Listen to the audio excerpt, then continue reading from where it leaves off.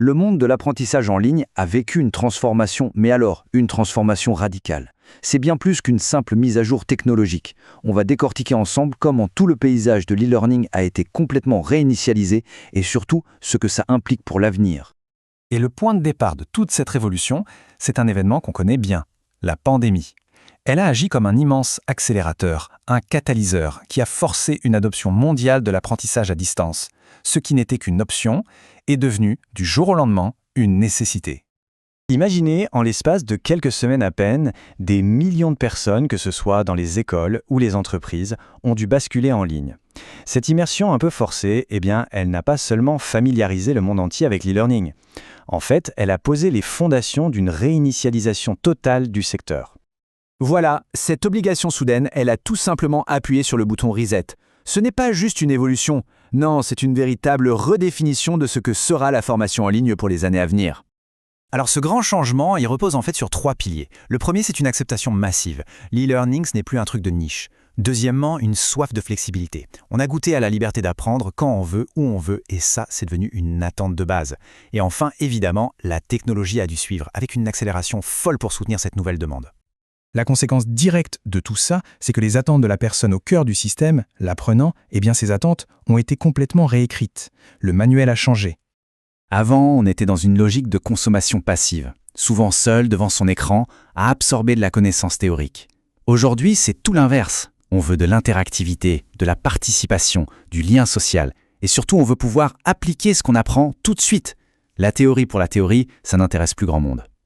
Et qu'est-ce qui pousse les gens à se former en ligne aujourd'hui ? Bon, sans surprise, les compétences professionnelles restent le moteur principal. Mais ce qui est vraiment frappant, c'est la montée en puissance du développement personnel et de la reconversion. L'e-learning a clairement dépassé le simple cadre de la carrière pour devenir un véritable outil de vie. En clair, le point crucial à retenir, c'est celui-ci. Balancer de l'information, ça ne suffit plus. La nouvelle norme, le nouveau standard, c'est de proposer une véritable expérience d'apprentissage, quelque chose d'engageant, d'interactif, qui crée du lien.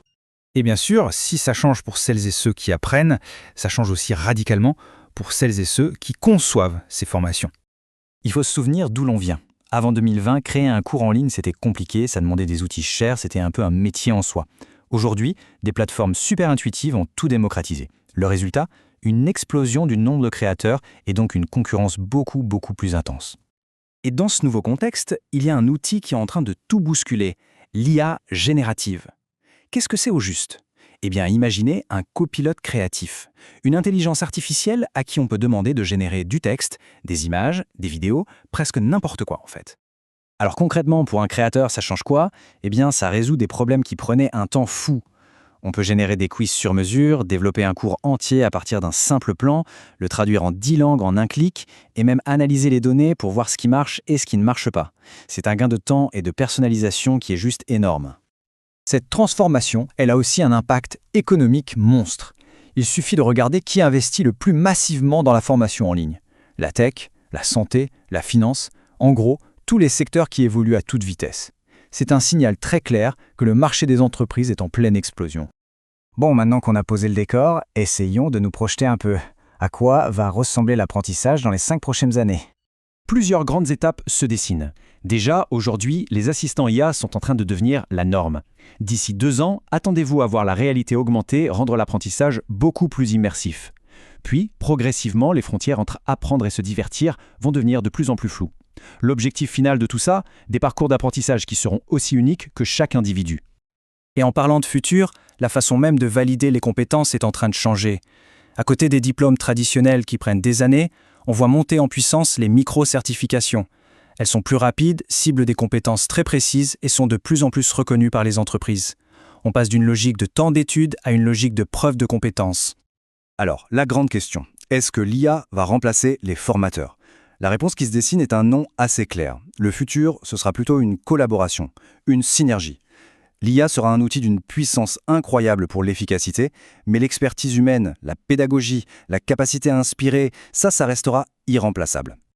Donc, si on devait résumer toute cette analyse en une seule idée, ce serait celle-ci. Aujourd'hui, juste créer du contenu ne suffit plus. Dans ce marché ultra compétitif qui bouge tout le temps, la clé du succès, c'est la capacité à s'adapter, à innover, à avoir une vraie stratégie. Tout ça nous amène à une dernière réflexion, une question ouverte. Face à cette nouvelle réalité, avec tous ces nouveaux outils et ces possibilités infinies, qu'est-ce qu'on va bien pouvoir construire pour l'avenir de l'apprentissage? La page est blanche. Envie d'aller plus loin? Retrouvez la formation complète et les exercices pratiques en cliquant sur le lien dans la description.